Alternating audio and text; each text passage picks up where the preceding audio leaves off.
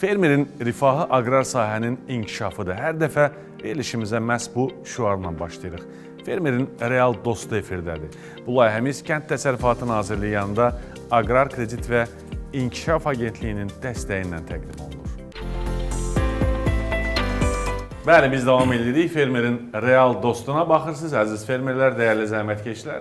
Hər zaman olduğu kimi bugün də çox maraqlı həm qonağım, həm də mövzumuz var. Mən əvvəla onu deyim ki, azad olunmuş ərazilərdə torpaqların investisiya müsabiqəsi yolu ilə icarəyə verilməsi artıq ikinci dəfədir start götürüb. Bu yaxınlarda bu elan olunub. Ümumiyyətlə, bu istiqamətdə Kənd Təsərrüfatı Nazirliyi digər qurumlarla müştərək şəkildə çox böyük işlər görür və artıq işğaldan azad etdiyimiz ərazilərdə həm yerli əhali, həm də investorlar üçün bu torpaqların icarəsi prosesi gedir və orada kifayət qədər böyük işlər həyata keçirilməkdədir. Bu sahədə nə kimi yeniliklər var? Proseslər necə davam edir? Bu və digər sualları qonağımla irəliləyən dəqiqələrdə müzakirələyəcəyik. Qonağımız isə Kənd Təsərrüfatı Nazirliyinin Torpaqdan İstifadəyə Nəzarət Şöbəsi müdürü Firidun Tağıyevdir. Firidun müəllim, mən sizi salamlayıram. Fermerlərin görüşünə xoş gəlmişsiniz. Xoş gəlirsiniz sana. Firidun müəllim, dedim artıq girişdə, anons etdim ki, biz bu dəfə sizlə ikinci investisiya müsabiqəsindən danışacağıq. Amma azad olunmuş ərazilərdə torpaqların icarəyə verilməsi həm məskunlaşan əhali üçün, həm də investisiya məqsədi ilə davam etdirilir ümumi proses.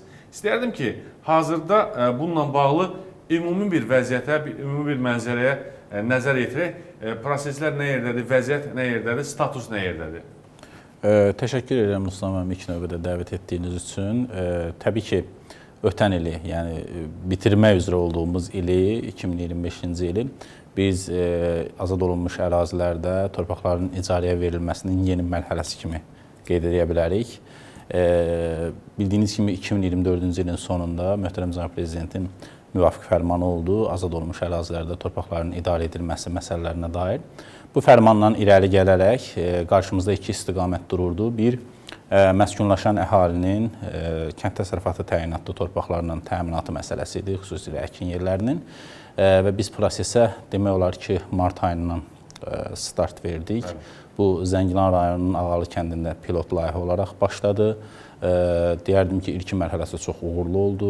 Biz qaydalarda göstərildiyi kimi minimum 5 hektardan parselləşdirilmiş, səmərəli şəkildə, belə deyək, kənd təsərrüfatı fəaliyyətinin aparılması üçün parselləşdirilmiş, uyğunlaşdırılmış bir şəkildə torpaqları icarəyə təklif elədik. Bu, elektron kənd təsərrüfatı informasiya sistemi vasitəsilə aparıldı proses. Bir ay ərzində ərizələrin qəbul oldu. Orada da ilkin müraciətlər 68 müraciət oldu və həmin şəxslərdən 68 şəxsdən, hansı ki, orada biz belə deyək, dəyərləndirmələr apararkən müraciət sayına görə tələbin təklifi üstələdiyini gördük. Belə olduğu təqdirdə qaydaların tələblərinə uyğun olaraq sakinlərimizlə maarifləndirmə aparılır ki, onlar kooperativləşməyə getməlidirlər. Çünki müraciət sayı bizim torpaq parsellərinin sayından çox idi. Bundan 33 fermer yararlandı, onlar kooperativlərdə birləşdilər və həmin kooperativlərə də torpaqların təhkim olunması prosesi həyata keçirildi. Artıq əkinlər də aparılıb. Eyni zamanda hər bir kənddə nəzərdə tutulan odur ki, Kənd Təsərrüfatı Nazirliyinin maarifləndirici tədbirlərini davam etdirmək məqsədi ilə biz Kənd Təsərrüfatı Nazirliyinin strukturuna daxil olan müvafiq institutlara da 5 hektar torpaq sahəsi, yəni bir parsel təhkim eləyək. Burada uzun müddətli təhkim deyil o. Sadəcə məqsəd ondan ibarətdir ki, həmin institutlar fəaliyyətləri istiqamətində həm maarifləndirmə, həm həyata keçirsinlər. Həm belə deyək ki, kənd ərazisində, bəli, həm də nümayiş əkinlərini aparmaqla fermerlərimizə yardımcı olsunlar. Zəngilanda bu, səhv etmirəmsə, tərəvətçilik. Eynən, bəli. Zəngilan rayonunun Ağalı kəndində bu tərəvətçilik institutu. Tərəvətçilik institutu torpaq orada təhkim olunan kimi artıq bostan və digər bitkilərin əkinini həyata keçirdi. Deyərdim ki, həmin məhsullardan da elə kənd faydalandı orada və çox yaxşı da effektiv təsir oldu. İstər-istəməz uzun müddətli kənd təsərrüfatı fəaliyyətindən kənarda qalmış fermerlərimiz bu təcrübələrdən, bu belə deyək, tarla təcrübəsindən faydalana bildilər. Uzun illər istifadəsiz torpaqların hazırlanması, şumlanması, aqrotexniki prosesdir. Bunların hamısını orada elə o torpaqlarda nümayiş etdirmə və əhaliyə göstərmək nöqteyi nəzərindən də bu çox böyük addımdır Kənd Təsərrüfatı Nazirliyi tərəfindən. Bəli, bəli, eynən təbii ki, çox doğru vurğuluyursunuz. Paralel prosesi biz Xocalı rayonunun Ballıca və Xanyurdu kəndlərində də apardıq. Orada da artıq torpaqların parselləşməsi həm kameral, həm fiziki şəkildə yerdə tamamlanmışdır. Torpaq icarəyə vermənin birinci mərhələsi tamamlanmışdır. Zəngilandan fərqli olaraq Xocalının Ballıca və Xanyurdu kəndlərində kooperativlərlə paralel olaraq ailə kəndli təsərrüfatları modelini də biz artıq belə tətbiq etməyə başladıq. Bu da çox uğurlu oldu. Bəzən ailə kəndli təsərrüfatı modeli daha çevik bir mexanizmdir ki, daha rahat şəkildə onların formalaşması həyata keçirilir və daha tez birləşir. Bəli, bəli, ailələr, ailə üzvləri birləşərək bir parselə və ya bir neçə parselə iddia edirlər. Orada yetər say olduğu təqdirdə Kənd Təsərrüfatı Nazirliyi tərəfindən həmin ailə kəndli təsərrüfatına torpağın təhkimçiliyi həyata keçirilir. Çox gözəl. Və bu prosesin davamı olaraq onu qeyd edeyim ki, kəndlərlə bağlı son işimiz biz elana çıxdıq. Laçın rayonunun Zabux kəndində, bildiyiniz kimi Zabux kəndinin üzərində Ermənistanla sərhəddə bizim torpaq sahələrimiz yerləşir. O torpaqların da kameral mərhələdə bütün belə deyək layihələndirilməsi bitib. Sadəcə təhlükəsizlik məsələlərinə əlaqədar hazırda aidiyyəti güc strukturları ilə birgə parselləmənin, yerində parsellənmə işlərinə start verilir. O da tamamlandıqdan sonra Zabux kəndində də torpaqların təhkim edilməsi prosesi həyata keçiriləcəkdir. Çox gözəl. Firdun müəllim, investisiya müsabiqəsi yerli əhaliyə torpaqların icarəyə verilməsindən biraz fərqlənir o baxımdan ki, burada sadə fermer təsərrüfatçı öz ərazisini götürüb deyək ki, əkir 5 hektar parseldə, amma investisiya müsabiqəsi kəndin deyək ki, ətrafında olan ərazilərə müsabiqə keçirilir. Misal üçün, hansısa şirkətlər müraciət edib həmin ərazidə bu və ya digər təsərrüfatı qura bilərlər, əkinçilik və ya heyvandarlıq istiqamətində. Təxminən budur, düzdürmü? Təbii. Təxminən budur və investisiya müsabiqəsi birinci tamam uğurla başa çatdı. İstərdim ki, bax, indi o prosesdən sonra hansı praktiki təcrübə yəni baxımından yeniliklər aşkarlandı, nə kimi çətinliklər oldu və indi yol xəritəniz nədən ibarətdir, belə deyək? Bəli, çox maraqlı məqama toxundunuz, Rustam müəllim. Bayaq qeyd elədiyim möhtərəm cənab prezidentin sözü gedən fərmanı torpaq icarəyə verilməsində qeyd etmişdim ki, 2 istiqaməti əhatə edir. O istiqamətlərdən birincisi məskunlaşan əhalinin torpaqla təminatı. İkincisi isə ərazidə kənd təsərrüfatı fəaliyyətlərinin dirçəlməsinə, təkanverici qüvvə kimi sahibkarların cəlb edilməsi ilə investisiya mühitinin yaradılması məqsədi ilə investisiya müsabiqələri vasitəsilə layihələrin dəyərləndirilərək, söhbət aqrar layihələrdən gedir, onlara torpaq ayrılması prosesi idi. Ki, bu məsələyə də artıq Kənd Təsərrüfatı Nazirliyi olaraq bu ildən biz start verdik. İlk elanımız 1 sentyabr, 15 oktyabr dövrünü əhatə etdi cari ildə. Həmin dövrdə də maraq göstərildi. Biz 3 rayonda çıxdıq ilk olaraq investisiya müsabiqəsinə.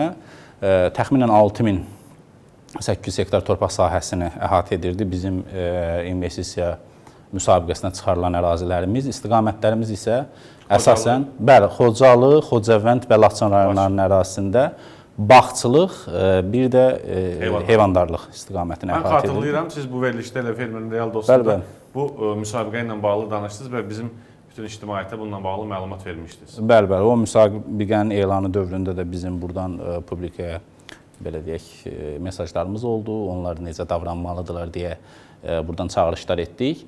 Yekunlaşdı, nəticə var artıq. Yəni elan olunub artıq.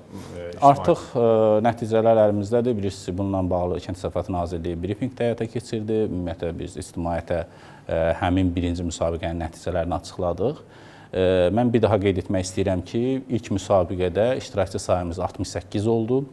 68 daha doğrusu müraciət sayımız oldu və bu müraciət sayından biz sənəd çatışmazlıqlara bağlı qaydaların tələblərinə uyğun 5 iş günü müddətində müvafiq düzəlişlərin edilməsi ilə bağlı müraciət edənlərə geri döndük və buradan toplam olaraq sənədlərini tamamlayıb bizə təqdim edən 51 identifik müraciətçi oldu və bu müraciətlərdən də 48-i unikal olaraq müsabiqənin iştiraki tələblərinə uyğun gələn idi və müsabiqədə iştirak etdi. 48 iştirakçıdan deyərdim ki, çox uğurlu bir nəticə oldu. 47-si qalib oldu. Bir müraciətçinin isə sadəcə verdiyi istiqamət, verdiyi layihə, biznes plan tələblərə uyğun gəlmədi. O tamamilə başqa bir istiqaməti seçmişdi. Ona görə o qalib olunmadı. Yəni 47 layihə dəyərləndirildi və dediniz təxminən 7000 hektar, 6800 hektarla çıxmışdıq və bundan bu günə artıq hansı ki müqavilə bağlanılma prosesləri tamamlanmaq üzrədir həmin qaliblərlə. Bu hektar ümumilikdə 4600 hektardır. Yəni 4600 hektar artıq qaliblərə təqdim olunmaqdadır. Bilməm, çox maraqlıdır. Bu torpaqları Kənd Təsərrüfatı Nazirliyi həmin ərazidə hansı şərtlərlə verir? Yəni indi növbəti müsabiqədən danışacağıq. Ona görə istəyirəm ki, elə ona keçid olaraq, yəni misal üçün hansısa bir şirkət investor investisiya müsabiqəsinə qoşulur, iştirak eləyir və qalib gəlir. Siz dediyiniz o layihələrdə misal üçün deyək ki, Xocalı rayonunun hansısa bir ərazisində ona torpaqlar veriləndə hansı müddətə verilir? Orada nədən azaddır? Hansı vergiləri vermir? Nə kimi belə deyək də üstünlüklər əldə edir həmin şəxslər və şirkətlər? Bəli, Rüstam müəllim, dediyiniz məqamlar çox vacibdir, önəmlidir bütün sahibkarlarımız və kənd təsərrüfatı ilə məşğul olan fermerlərimiz üçün. Çünki bu müsabiqədə iştirakda əsas meyarlar məhz bayaq qeyd elədiyimiz Cənab Prezidentin fərmanı ilə təsdiq olunmuş qaydalarda açıq şəkildə göstərilib. Bu qaydaların tələblərinə uyğun olaraq layihələr mütləq şəkildə bugün Azərbaycanda kənd təsərrüfatının siyasi olaraq dəstəklədiyi Aqrar Subsidiya Şurasının qərarlarını özündə ehtiva etməlidir. Məsəl üçün, deyək ki, bağçılıqla bağlıdırsa, Aqrar Subsidiya Şurasının qoyduğu tələblərdə tink olmalıdır, suvarma sistemləri çəkilməlidir, yəni investisiya yatırımları olmalıdır. Bundan başqa layihənin üstünlük qazandıran tərəfləri, yəni layihənin belə deyək, qiymətləndirilməsində önəmli olan faktorlardan biri əlavə dəyər zəncirinin yaradılmasıdır. Yəni tutaq ki, bir heyvandarlıq təsərrüfatı qurulur, orada heyvandarlığı da misal olaraq bəli, son zəncirə qədər aparmaqdan gedir. Çox gözəl, yəni əslində qiymətləndirmədə meyar olaraq həmin layihəni daha belə deyək, üstün qiymətləndirilməsinə gətirib çıxarır. Yerli şəxslərə üstünlük verilir. Əgər bu layihəni belə deyək, irəli sürən, təklif edən sahibkar yerli şəxsdirsə, yəni azad olunmuş ərazilərdəndirsə, eyni şərtlər daxilində olanda müəyyən torpaq sahəsinin müsabiqəsində həmin şəxslərə üstünlük verilir. Bundan əlavə, əsas şərtlərdən biri biznes planda göstərilən və qiymətləndirilməsində dəyər verilən məqamlardan biri yerli şəxslərin işə cəlb olunması məsələsidir. Yəni, nə qədər məşğulluq yaradacaq o ərazidə. İşə götürəcək adamlar. Bəli. Burada dövlətin əsas məqsədi bugün o kənd təsərrüfatı təyinatlı torpaqların sahibkarlara bu cür güzəştli şərtlərlə verilməsində əsas məqsədlərdən biri kənd təsərrüfatının inkişafına xidmət etməkdirsə, digəri də ərazinin kənd təsərrüfatı fəaliyyəti ilə əlaqədar məşğulluğun yaradılması hədəflərindən çatılmasıdır. Çünki bu vacib bir məqamdır. Bildiyiniz kimi bizim kəndlərimiz bərpa olunur orada. O kəndlərdə məskunlaşan əhalinin də işlə təmin olunması vacibsə. Bəli, bəlli bir qisminin iş təminatı mütləq şəkildə məhz aqrar sektorla bağlı olacaq ki, onun üçün də müvafiq infrastruktur, müvafiq sahibkarlıq subyektlərinin orada fəaliyyətini qurmasına ehtiyac vardır. Bu minvalla təbii ki, qiymətləndirmələr aparılır və artıq dediyim kimi bu sahibkarlıq subyektlərinə təqdim olunan torpaq sahələrindən bağlı, onlarla bağlanılan müqavilədə müəyyən şərtlər də var. Onlar o şərtlərlə öncədən tanış olurlar. Bu yatırılacaq investisiya, biznes planlarında göstərilən istiqamətlərdə fəaliyyətin tam və tələb olunan şəkildə həyata keçirilməsidir. İlkin müqavilələr 5 illik bağlanır və 5 il ərzində onların fəaliyyəti monitorinq olunacaq. Bu, gələcəkdə onların icarə müqaviləsinin uzadılması və fəaliyyətinin davam etdirilməsi üçün əsas meyarlardan biri olacaqdır. Yeni qoşulanları salamlamaq istəyirəm. Siz fermerin real dostuna baxırsınız, maraqlı, kifayət qədər həm də aktual mövzudan danışırıq. Azad olunmuş ərazilərdə torpaqların icarəyə verilməsi. Bilirsiniz ki, artıq əvvəlki proqramlarda danışmışıq. bu iki üsulla aparılır. Həm yerlərdə artıq məskunlaşan əhaliyə torpaqların icarəyə verilməsi, eyni zamanda investisiya müsabiqəsi ilə investorlara, yəni şirkətlərə torpaqları müəyyən bir müddətə icarəyə verir Kənd Təsərrüfatı Nazirliyi və Kənd Təsərrüfatı Nazirliyinin şöbə müdürü Firdun Tağıyev bizimlə bərabərdir. Birbaşa bölgələrdə olur, fermerlərlə, investorlarla, sahibkarlarla ünsiyyətdə olur. Yəni ümumiyyətlə bu prosesin idarə olunmasında və bu prosesin həyata keçirilməsində torpaq şöbəsi, torpaqdan istifadəyə nəzarət şöbəsi, sizin şöbə və sizin komanda aktiv iştirak edir. Firdun müəllim, artıq vaxtı gəldi, çatdı, növbəti necə deyirlər, elanın, yəni investisiya müsabiqəsinin elanını açıqlamağa, düzdür, mətbuata artıq bir neçə gündür açıqlanıb. 15 dekabrda səhv eləmirəmsə elan verildi. İstərdim ki, ətraflı siz danışasınız. İkinci investisiya müsabiqəsi, şərtlər, mövzular, istiqamətlər nələr var və hansı müddətə veriləcək, investorlar nələrə diqqət etsinlər? Ruslan müəllim, siz də qeyd elədiyiniz kimi biz artıq ikinci investisiya müsabiqəsinin elanını 15 dekabr tarixində ictimaiyyətə açdıq. Son müddət 5 fevral tarixinə dəkdir. Bunu bir daha vurğulamaq istəyirəm ki, əziz izləyicilər diqqətdə saxlasınlar. Bu 5 fevralda artıq müsabiqənin başa çatdığı gündür, saat 18:00-da.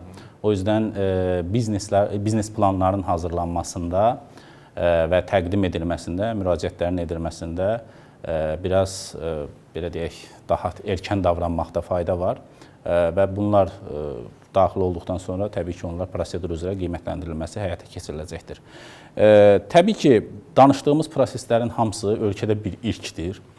Bildiyiniz kimi bu torpaq idarə etməsində də yeni bir konsepsiyadır. Azad olunmuş ərazilərdə ölkənin digər ərazisinə münasibətdə yeni bir konsepsiya, bu möhtərəm cənab prezidentin təsdiq etdiyi fərmana uyğun olaraq yeni bir konsepsiyanın tətbiq olunmasıdır. Bu da o deməkdir ki, biz bu prosesləri apardıqca nazirlik olaraq təcrübələnirik, müəyyən qarşıya çıxan problemlər və həll edilməsi gərəkən məsələlər olur ki, bunlar da təcrübələrin qazanılmasına və eyni zamanda müsabiqələrdə də müsabiqədən müsabiqəyə daha mütəşəkkil, daha hazırlıqlı şəkildə çıxmamıza yardımcı olur.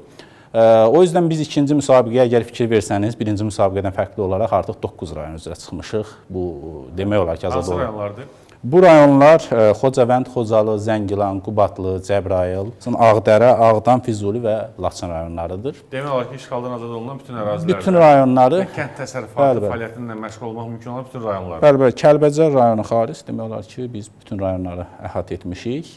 Bu da əsasən əkinçilik olan rayonlardır ki, bağçılıq, əkinçilik və digər istiqamətlər. Eyni zamanda istiqamətlərimizi də bir xeyli artırmışıq. Burada artıq fərqli istiqamətlər.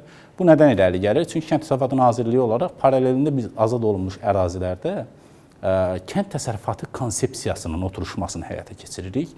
Bildiyiniz kimi artıq Nazirlikdə azad olunmuş ərazilər və aqroparklarla şöbəsi yaradılıb. Bu yeni bir strukturdur. Paralelində digər strukturlarımızda cəlb edilməklə bizdə nazir müavininin rəhbərliyi ilə komissiya yaradılıb. Bu komissiya mütəmadi olaraq bu prosesləri müzakirə edir və yeni, belə deyək, qarşıya çıxan problemlərin həlli istiqamətində tədbirlər görür. Ona görə bu proseslər bizim elanımızda da özünü göstərir ki, artıq müsabiqələrimizi biz aqrar ixtisaslaşmaya uyğun aparırıq.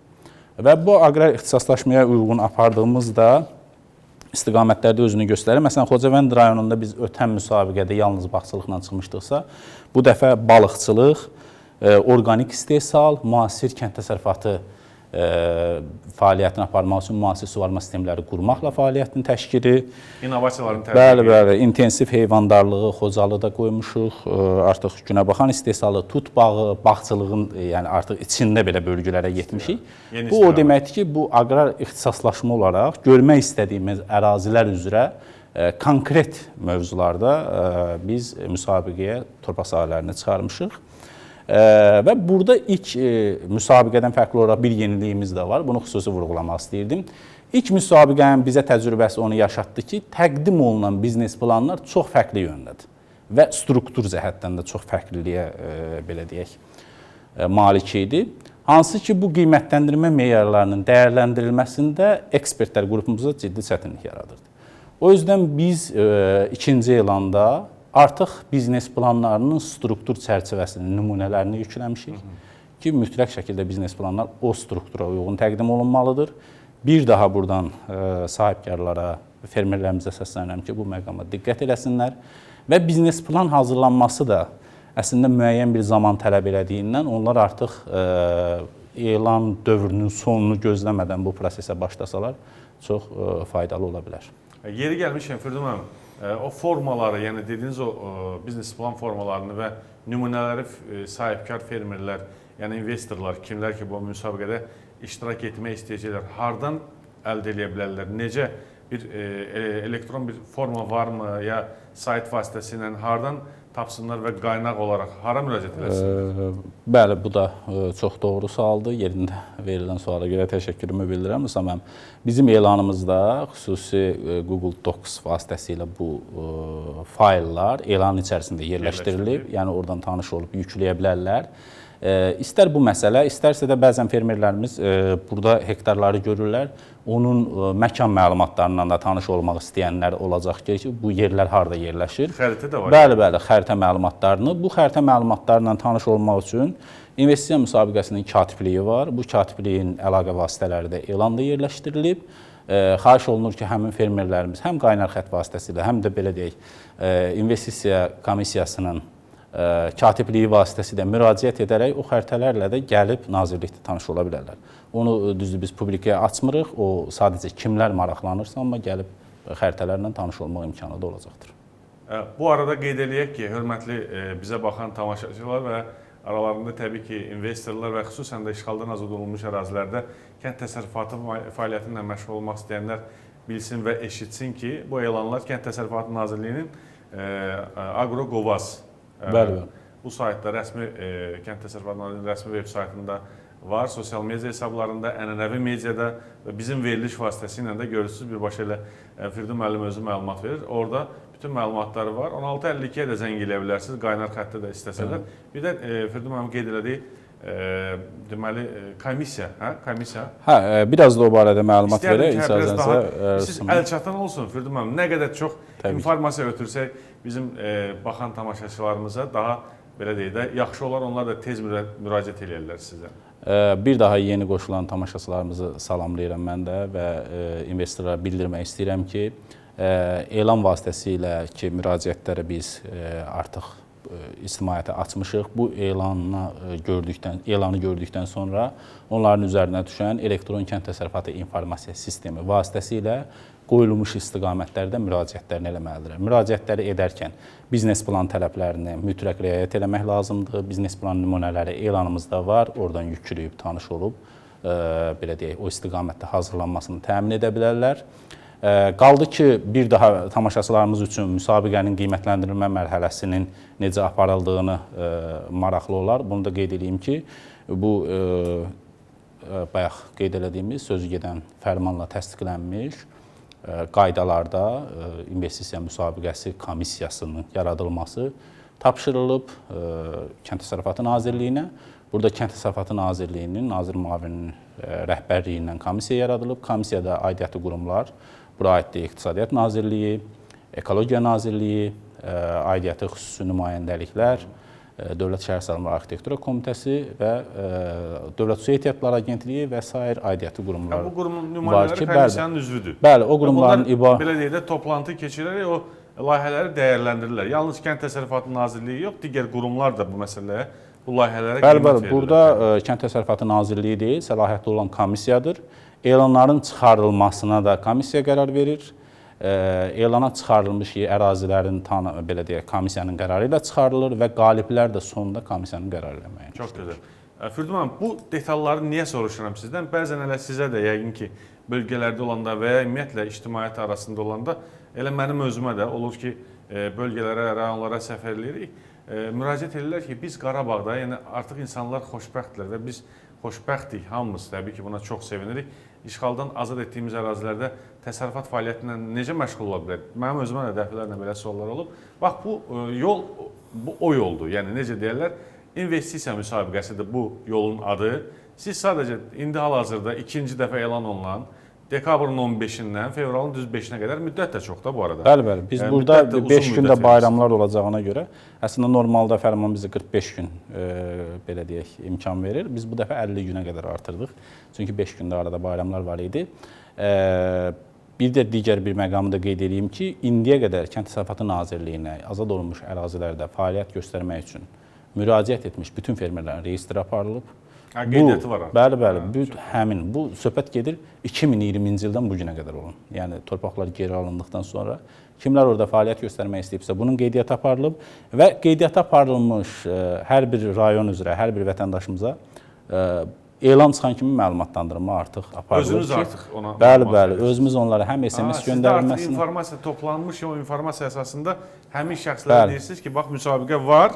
Mütləq iştirak edin. Bu çox gözəldir əslində Firdun müəllim, çox yaxşı. Onu da məlumatlandırırıq ki, bu elə bir rəhbərliyin göstəriş əsasında biz bunu belə deyək, artıq proqramlaşdırmışıq ki, insanlar bəzən ola bilir ki, sosial medianı izləməyə bilər, elanlardan xəbərsiz ola bilər. Bizdən müraciət olmuş hər bir şəxs qoyub məlumatda olsun ki, artıq bu elanlar gedib, onların istədiyi rayonun ərazisində bu fəaliyyətlər, hansı ki, sözü gedən fəaliyyətlər elanda da qeyd olunub. Bu fəaliyyətlər üzrə belə deyək, ərazilər investisiya müsabiqəsinə çıxarılıb və sərbəst şəkildə iştirak etmək üçün onlarda imkan olsun. Və bu ildən də yenilik tətbiq eləmisiniz. Mən bu yeniliyi bir daha xatırlatmaq istəyirəm. Xüsusi Google Doc, yəni vasitəsilə elanda görəcəksiniz mütləq onu. Agrogovas saytına daxil olub bu elanı görə bilərsiniz. İnvestisiya müsabiqəsindən bağlı elanı. Orada sizə işinizin asanlaşması üçün dəyərli investorlar, hətta xüsusi biznes planın forması da, konkret forması da var ki, yəni bu formada biznes planı Kənd Təsərrüfatı Nazirliyinə fevralın bir daha xatırladıq 5-nə qədər təqdim etsə, sonraki mərhələ artıq dəyərləndirmə prosesi və dəyərləndirmədən sonra artıq belə deyək də, əgər təsdiqlənsə sizin layihəniz bütün parametrlər üzrə, o zaman gedib artıq işğaldan azad olunmuş ərazilərdə öz təsərrüfat fəaliyyətinizi qura bilərsiniz. Firdun müəllim, növbəti illərdə bu proses davam eləyəcəkmi? Yəqin ki, davam eləyəcək. Bu artıq böyük bir həvəslə, necə deyirlər, həm də Kənd Təsərrüfatı Nazirliyinin apardığı dövlət kənd təsərrüfatı siyasətinin əsas prioritet istiqamətlərindən biri kimi davam eləyəcək ki, biz buna əminik. Hansı formada davam eləyəcək? Bəlkə ola bilsin bugün tətbiq edə bilmədiyiniz yeniliklər nəzərdə tutulub ki, növbəti illərdə, aylarda bunu edəcəksiniz. İstəyərdim ki, bir balaca da bundan danışaq. Bəli, Rüstəm müəllim, təbii ki, bu qeyd etdiyimiz istiqamət üzrə torpaqların icarəyə verilmə prosesi növbəti illərdə də davam edəcək. Bu prosesdə biz zamanla təcrübədə qarşımıza çıxan məsələləri daha yaxşı şəkildə həll etməyə çalışaraq müəyyən gəlişmələr edə bilərik, hansı ki, iki elan arasındakı müqayisəni də bayaq mən izah elədim. Bu növbəti ildə də böyük ehtimalla olacaq. Eyni zamanda bizim aqrar ixtisaslaşma dediyimiz rayonlar üzrə konseptual baxışda oturuşduqca bu elanlar daha belə deyək, zəngin, daha istiqamətlənmiş, daha belə deyək, konseptual şəkildə növbəti illər ərzində elan olunub, vətəndaşlarımıza müvafiq yerlər təqdim olunacaqdır. Çox gözəl.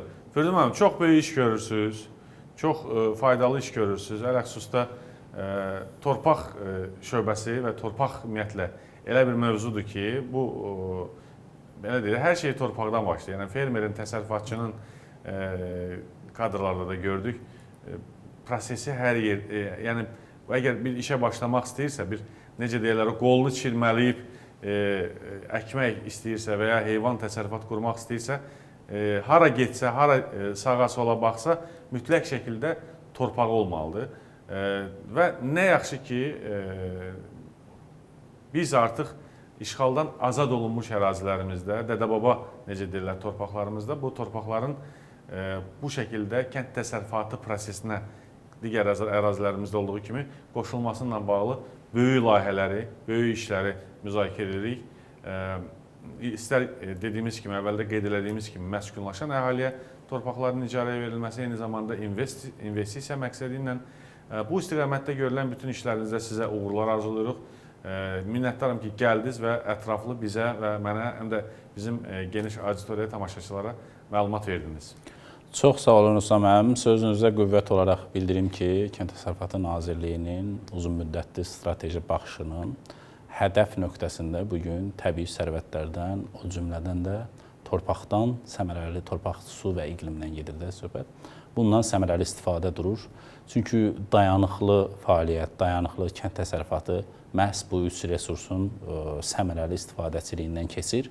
O yüzdən də azad olunmuş ərazilərə bizim baxışımız model baxışdır. Düşünürük ki, burada xərclənən efor, qoyulan bu konseptual istiqamət öz yaxşı nəticələrini çox qısa müddətdə göstərəcək və gələcəkdə də bunun bütün ölkə üzrə tətbiqini, belə deyək, real edəcək. Nəzərə alsaq ki, dövlətimiz və dövlətin aqrar siyasətini irəli sürən Kənd Təsərrüfatı Nazirliyi həm də o ərazilər üçün xüsusi dəstək mexanizmləri, subsidiyalarla yanaşır. Bununla bağlı biz digər qonaqlarımızla da danışmışıq, sizlə də həmçinin.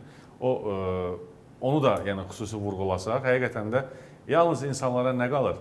Getsinlər o torpaqlara, kənd təsərrüfatıyla məşğul olsunlar, müxtəlif təsərrüfatları qursunlar ki, siz də dəfələrlə olmuşsunuz. Mən özüm də səfərlərdə görmüşəm, həqiqətən adamın ürəyi açır, necə deyirlər, lord ilə desək.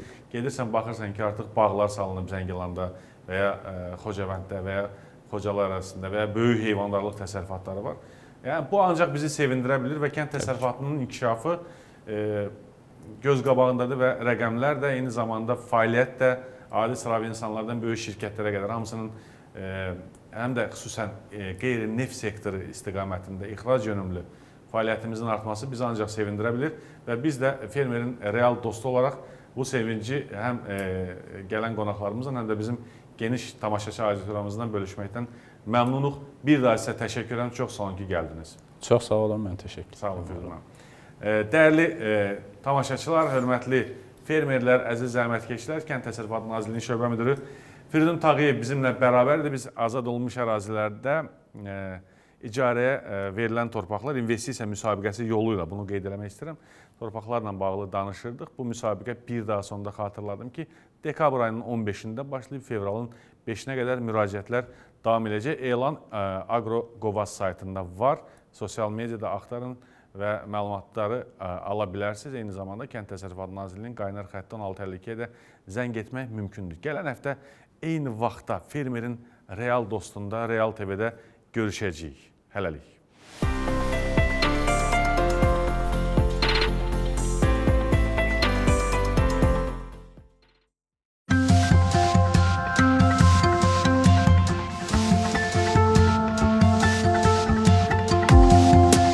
Azərbaycanda kənd təsərrüfatına dövlət dəstəyi tam şəkildə elektronlaşıb. Aqrar sahəyə ayrılan subsidiyalar elektron kənd təsərrüfatı informasiya sistemi üzərindən verilir. Fermerlər dövlət dəstəyindən yararlanmaq, təsərrüfatın fəaliyyətinə görə subsidiya almaq üçün elektron kənd təsərrüfatı informasiya sistemində qeydiyyatdan keçməli, şəxsi kabineti aktivləşdirməli, öz əkin və torpaq məlumatlarını bəyan etməlidirlər. Elektron kənd təsərrüfatı informasiya sistemində yazlıq əkinlərin bəyanı mayın 31-də, payızlıq əkinlərin bəyanı dekabrın 30-da başa çatır. Bu müddət ərzində öz əkinlərini Ektisdə bəyan etmiş fermerlərə Aqrar Subsidiya Şurasının müəyyən etdiyi əmsallar üzrə əkin, məhsul və toxum subsidiyası ödənilir. Əziz fermerlər, subsidiyaları elektron kənd təsərrüfatı informasiya sistemində bəyan edin. Dövlətdən subsidiya alın. Aqrar Kredit və İnkişaf Agentliyi.